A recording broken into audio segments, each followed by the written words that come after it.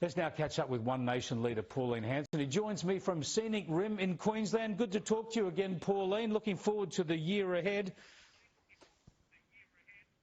Yeah, thanks. Yeah, I think it's going to be a robust year, Chris, coming into the Queensland state elections in October, followed by the federal elections. Yeah. No, exactly. Well, the Prime Minister's kicked it off in startling fashion with this broken promise. Have a look at this latest ad from the Libs ripping them a new one. There will be no carbon tax under the government I lead. They've been legislated. We support them. We stand by that. Yeah, it's pretty straightforward. You've seen a lot of prime ministers and leaders come and go, Pauline, in the last couple of decades. What does this do to Anthony Albanese's standing? Does the electorate forgive him for this and move on, or will he never get past it? For a man who stated on many a time, my word is my bond, and we've clearly heard from him prior to it, the tax cuts will stand. We won't change them. You will get a $275 a year tax reduction in your electricity bill. We won't touch your superannuation. Again, it's been touched. You know, the voice. Okay, I'll accept what the people say about the voice, how they vote.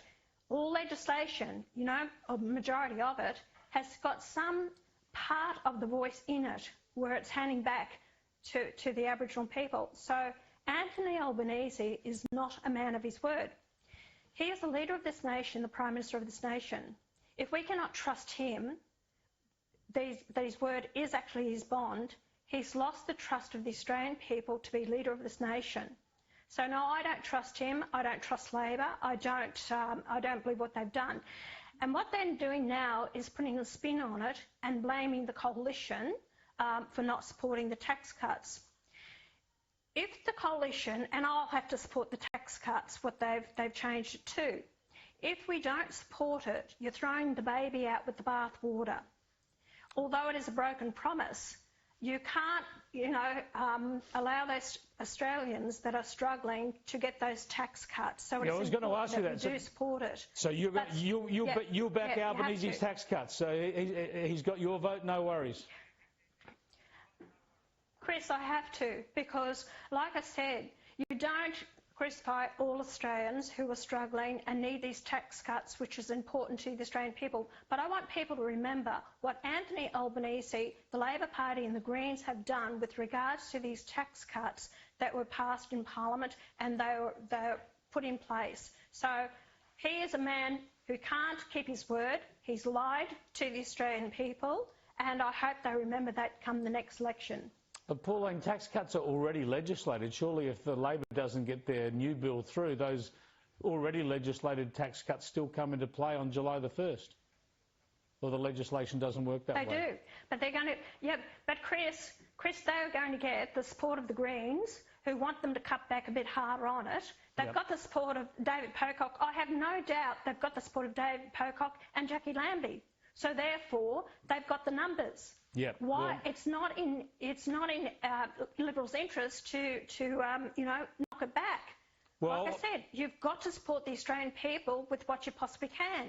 Well, better that than the Greens making it even worse, I suppose. So we'll watch those machinations play out when Parliament gets that next week. Now, something I just wanted to get your thoughts on, because I know it's a passion of yours, that's population policy and immigration. I think most people in this country recognise that our immigration is out of control now. Record immigration, over 600,000 people last year. Can you imagine? You know, we added more than Tasmania last year. And respected economist Leith Van Onselen has said today, I'll have him on the show tomorrow night, but he said today that if you took immigration out of our economy, we're actually in recession. It's the only thing sort of propping up the Ponzi scheme. Your thoughts? That's correct, Chris.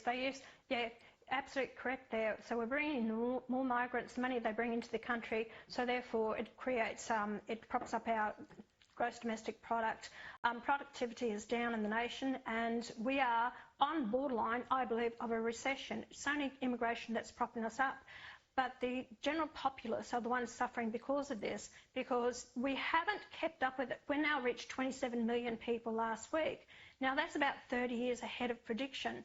but we haven't had the policies in place to provide the infrastructure that goes along with the population increase. No new dams, infrastructure, roads, hospitals, and that's why people are feeling it.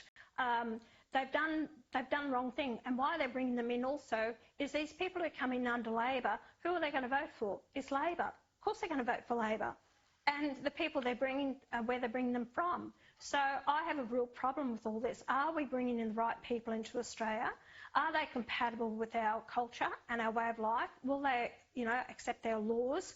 And there's a lot to be answered with all this. We haven't had a real debate about population in this country. Governments at the time just do it at their own whim. We have to have a debate about it. It's a familiar topic, but that's been around for 20, 30 years and longer in this country. But you're right, we've got to thrash out those issues in an open and sensible way. Thanks for joining us again, Pauline. I appreciate it. Pauline Hanson there live from Queensland. I want to get onto the economy now as well.